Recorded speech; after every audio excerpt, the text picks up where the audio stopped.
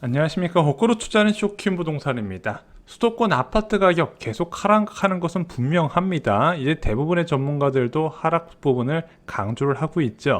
오늘은 부동산 가격 바닥 시점을 좀 전망을 해보고자 합니다. 영상 전에 구독으로 부자 되시기 바랍니다.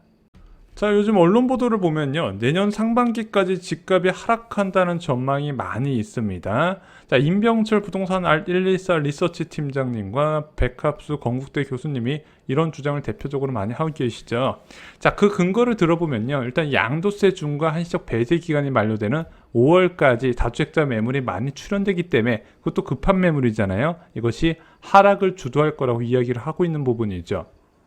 또한 금리 인상도 아무리 늦어도 내년 상반기에는 마무리가 되잖아요. 그럼 현재 부동산 시장의 가장 큰 악재가 금리 인상이라는 건데, 내년 하반기부터는 이런 악재가 없어지게 되네. 그러면은 양도세 중과 유예 혜택을 받기 위한 다주택자 매물이 소진되면서 반등할 수 있을 거라고 전문가들이 이야기를 하고 있는 거죠. 자, 이제 쇼킹 부동산이 생각하는 두 가지 시나리오에 대해서 말씀을 드리겠습니다. 저희가 속 시원하게 이때가 딱 바닥이라고 말씀을 드리면 좋겠지만, 솔직히 이게 부동산값 가격 전망이라는 게 금리와 연관되는 부분이거든요. 그래서 금리 시나리오대로 따라갈 수밖에 없는 부분입니다. 그래서 현재 제가 생각하는 두 가지 시나리오는 이렇습니다.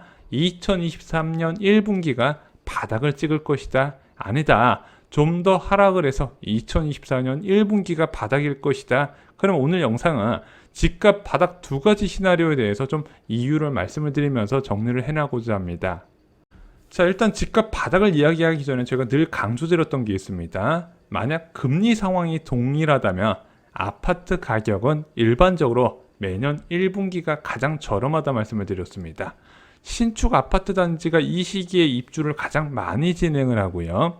또한 자녀들 학교가 끝나기 때문에 많은 이동이 발생하는 시기이기도 합니다. 그러다 보니까 세입자가 있는 투자자들이 이 시기에 매도 물량을 내놓으면서 거래로 이제 이익을 실현하려는 시기가 이때라는 부분이죠. 그래서 전세 매물도 많이 나오고 매매 매물도 많이 나오기 때문에 일반적으로 매년 1분기에는요, 전세값 안정과 매매값 약세가 동반이 되었다는 겁니다. 그래서 2023년 1분기가 바닥일 가능성이 첫 번째 시나리오입니다. 일단은 올해 12월까지 이어지는 약세장이 내년 1월부터 3월까지 급락장으로 전환이 된다는 거죠. 왜냐하면 내년 1분기까지 기준금리가 3.25에서 3.5%까지 단계적으로 올라갈 가능성이 지금 높게 점쳐지고 있잖아요. 게다가 올해보다 내년에 입주 물량이 더 많거든요. 그 많은 입주 물량이 언제 몰려있죠? 1월, 2월에 몰려있다는 부분입니다. 그러다 보니까 이번 2023년 1분기 다가오는 부분은 그 지난 5년 동안 1분기 약세장과 비교도 안 될 정도로 큰 충격이 온다는 부분이죠. 급락을 위한 요건이 이 시기에 모두 갖춰지게 됩니다. 높은 2년 전 전세 시세, 왜냐면 이때는 전세자금 대출금리가 2%거든요. 근데 2023년 1분기에는 전세자금 대출금리가 5% 내외가 나올 거라는 부분이죠. 또한 2012년 이후에 가장 높은 기준금리 때문에 전세 수요, 매매 수요 모두 동시에 급감한다는 부분입니다. 마지막으로 2023년 5월까지 한시적으로 적용되는 양도세 중과 한시적 배제 혜택을 받기 위해서 다주택자가 매물을 던진다는 거죠. 이 세 가지 공통점이 뭐예요?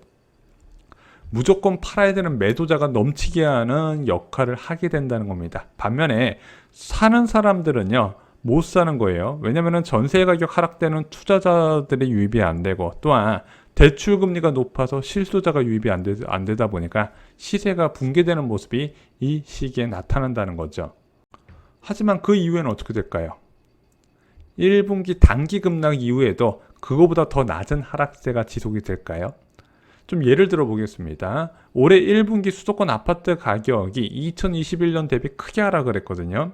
그때 하락했던 단기 저점이요, 그리고 나서 좀 반등하는 모습을 보이고 다시 그 수준까지 하락하는데 4개월 정도가 걸렸습니다. 그런데 그거 다시 하락하는 데까지 4개월 걸린 것도 그나마 4월달과 5월달에 기준금리 연속해서 인상을 했기 때문에 가능했던 거지, 만약에 내년 상반기 이후에 금리를 더 이상 놀리지 않고 유지하게 된다면 과연 1분기만큼 하락할 수 있을까? 이 부분도 생각할 필요가 있다는 거죠. 그래서 첫 번째 시나리오 2023년 1분기가 바닥일 가능성, 역전세난에 대비 못한 임대인과 양도세 중과 배제 혜택을 받으려는 다주택자가 쏟아지는 매물을 내놓고 그 매물을 소화가 안 되면서 시세가 붕괴되는 현상, 그 이후에는 2023년 1분기보단 다소 높은 수준에서 이제 시세가 유지가 되면서 점점 금리 흐름 변화에 따라서 반응하는 모습이 나타나지 않을까, 개인적으로 이렇게 생각을 하고 있습니다. 이게 첫 번째 시나리오죠.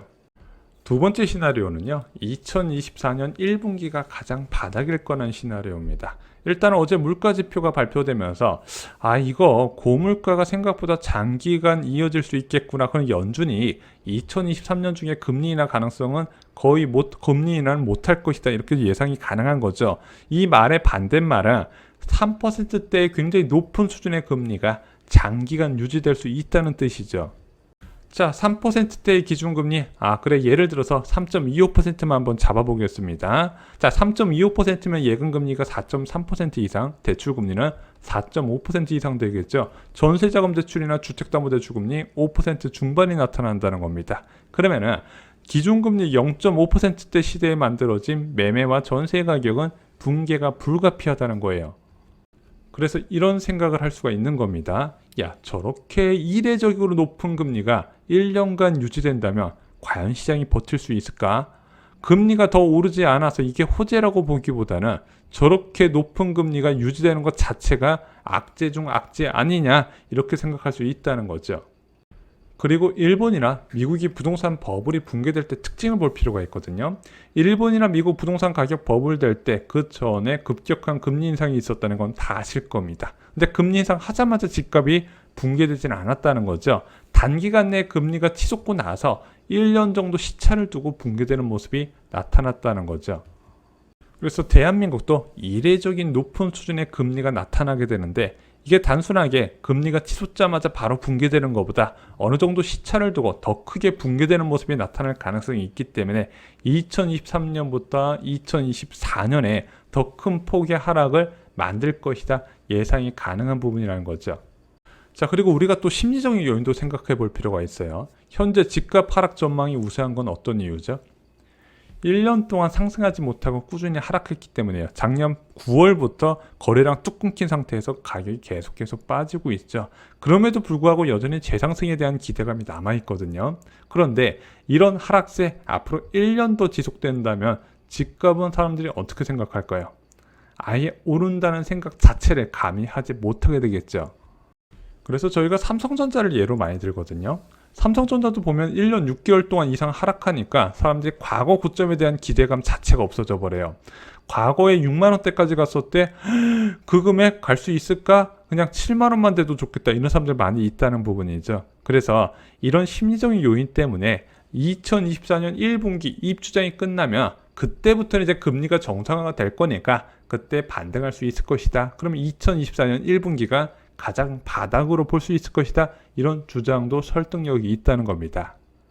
자, 오늘 집값 하락 시나리오 두 가지 가능성에 대해서 말씀을 드렸습니다. 근데 여러분께 좀 말씀드리고 싶은 게 있어요.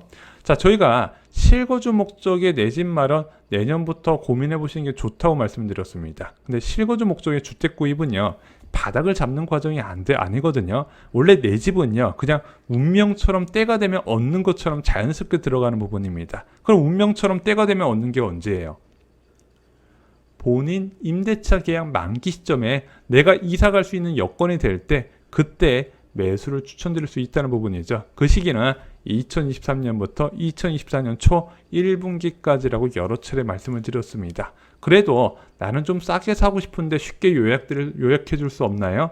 그렇게 생각하신다면요, 저는 가급적 2023년이든 2024년이든 1분기에 입주 물량이 많은 지역을 잡으시면요, 장기적으로 성공한 내 집 마련이 될 것이다. 이 부분 다시 한번 말씀을 드립니다. 1분기 때 전체적인 약세가 나타나는데, 특히 입주 물량, 물리적인 주택수 많은 지역은 급매가 많이 늘어난다 말씀드렸죠. 그것을 잡으시기 바랍니다.